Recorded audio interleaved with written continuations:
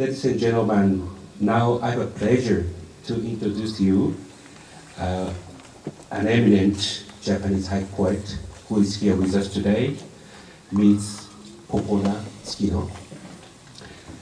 She is a resident of the city of New York since 1992 for 20 years. She is a recipient of the New Face Modern Haiku Poet Prize in 2010 and the Overseas Nikkei Newspaper and Broadcasting Society Chairman's Prize and Itoen North American Haiku Contest Grand Prize, both in 2011.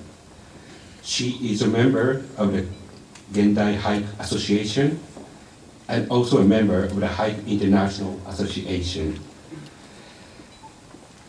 I hope you enjoy haiku poems in Japanese language, including Ms. Popona Tsukino's original haiku poems.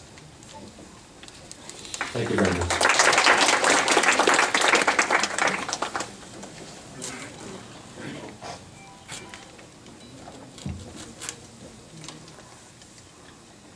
Good evening, ladies and gentlemen. I say good evening in Japanese now. Konbanwa. Thanks. I'm Popona Tsukino, haiku poet. I'm so honored to be part of this wonderful event, which commemorates the International Mother Language Day. I would like to introduce you to the world of haiku as much as time allows me to.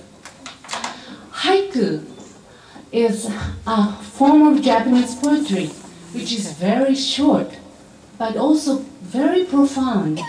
So many layers of meaning and images are folded into it. I would be so glad if you could enjoy this moment for haiku together with me. I have 7 haiku poems by 3 different haiku poets to recite today. The poets are Matsuo Basho, Kaneko Tota, and myself, Tsukino Popona. I will give you a brief idea of each haiku in 3 sets grouped by the same haiku poet before I read each set of haiku poems.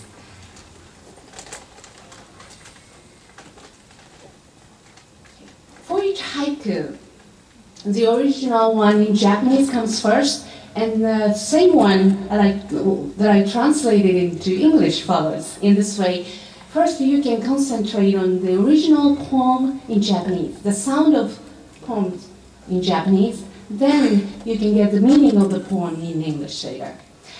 When I read it in Japanese, you may notice that one of the distinguishing characteristics of the poem, this poetry, is the numbers of syllables, or on in Japanese, in three phrases in each haiku poem, such as 5, 7, 5, which comes to 17 syllables in each poem. Since each haiku is very, very short, I read them twice in both languages. The first set of 3 haiku poems I will recite is by the poet Basho, Matsuo Basho. Basho is one of the greatest and most revered haiku poets in the entire haiku history. He's regarded as a sacred haiku poet, which made this form of poetry a pure work of art. The first poem is about a frog.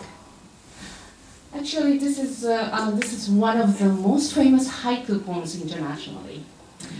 And the second one is about cherry blossoms, the most beloved flowers among Japanese people since ancient times.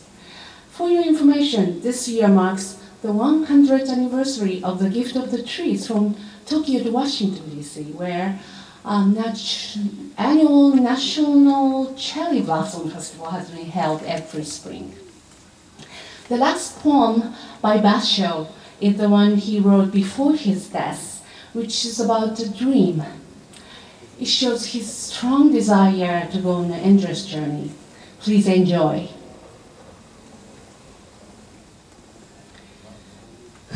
池や買わず飛び込む水の音。古池や買わず飛び込む水の音。An old pond, a frog jumps in, the sound of water. An old pond, a frog jumps in, the sound of water. さまざまのことを思い出す桜かな。さまざまのことを思い出す桜かな。All sorts of things well remembered. Cherry blossoms. All sorts of things well remembered. Cherry blossoms.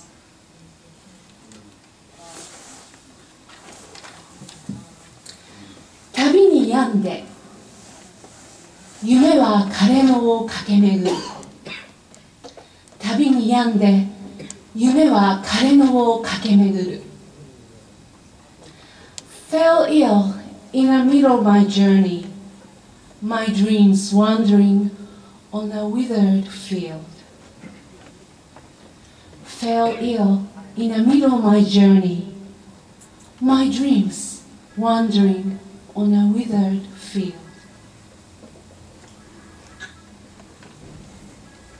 The second set of two haiku poems I will recite is by the poet Kaneko Tota. Tota is one of the most prominent and influential haiku poets among living haiku poets in Japan.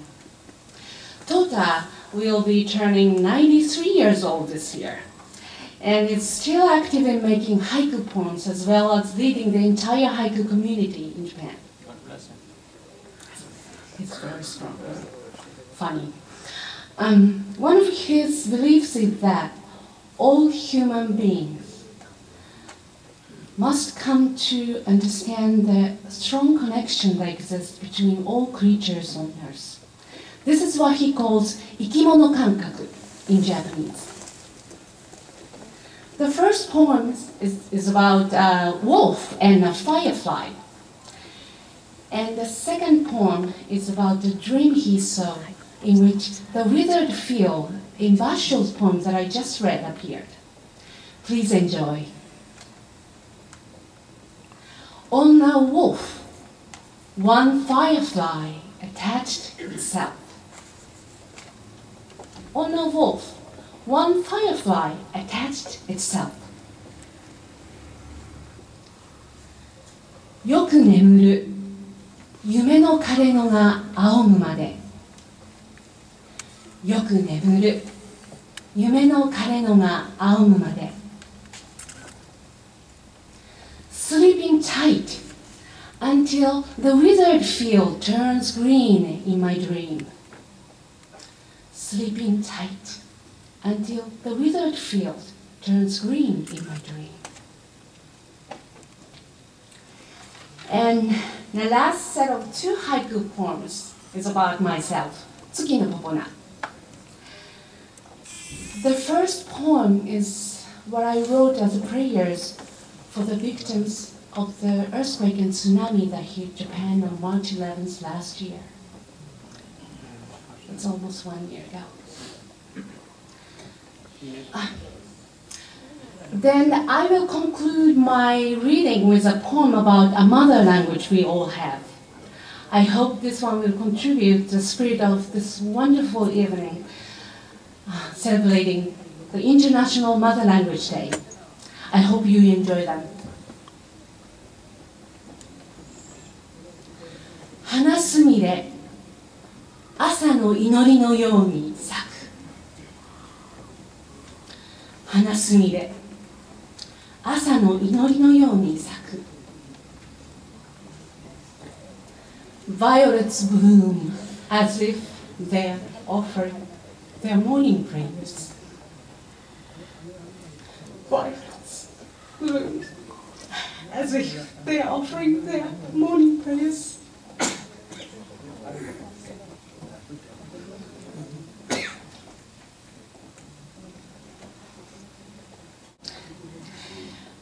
母国語は日だまりのよう小鳥来る。母国語は日だまりのよう小鳥来る。Thank you so much. Thanks.